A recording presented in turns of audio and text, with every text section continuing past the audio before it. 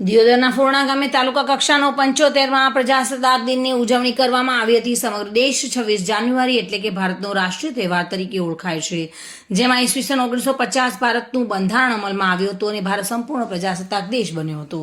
26 જાન્યુઆરીનો કાર્યક્રમ ગુજરાત સહિત બનાસકાંઠા જિલ્લાના દિયોદર તાલુકાના ફોરણા ગામે PH લુંકડ વિદ્યાલય ખાતે યોજવામાં આવ્યો હતો, જેમાં દિયોદર મામલતદાર અને આરનીનામા ના હસ્તે રાષ્ટ્રધ્વજ સલામી આપવામાં આવી હતી। ત્યારબાદ કાર્યક્રમને ખુલ્લો મૂકવામાં આવ્યો હતો, જેમાં પોલીસ દ્વારા પરેડ યોજવામાં આવી હતી અને અલગ અલગ શાળાઓમાંથી વિદ્યાર્થીઓ દેશભક્તિ ડાન્સ સમગ્ર વાતાવરણ દેશભક્તિને રંગે રંગાયું હતું, જેમાં સારી કામગીરી કરનાર તમામ કર્મચારીઓ અને વિદ્યાર્થીઓને પ્રમાણપત્ર આપી પ્રોત્સાહિત કર્યા હતા। જેમાં કાર્યક્રમની આભાર વિધિ ડેપ્યુટી સરપંચ ભમરસિંહ વાઘેલા દ્વારા કરવામાં આવી હતી અને આ પ્રસંગે ઉપસ્થિત દિયોદર ધારાસભ્ય કેસાજી ચૌહાણ, બનાસકાંઠા જિલ્લા કોંગ્રેસ પ્રમુખ ભરતસિંહ વાઘેલા, PH લુક્કડ વિદ્યાલયના મુખ્ય ચેરમેન પારસમલજી લુક્કડ, અલ્પેશભાઈ લુક્કડ, દિયોદર તાલુકાના ભાજપ પ્રમુખ હસમુખભાઈ ચૌધરી, મહિલા પ્રમુખ અલકાબેન જોશી, પૂર્વ પ્રમુખ ઉત્તમસિંહ વાઘેલા, પૂર્વ પ્રમુખ વનરાજસિંહ વાઘેલા, ફોરણા ગામના સરપંચ નારણભાઈ ઠાકોર સહિત તમામ શાળાના પરિવારના શિક્ષકો અને વિદ્યાર્થીઓ તેમજ ગ્રામજનો ઉપસ્થિત રહી કાર્યક્રમની શોભા વધારી હતી।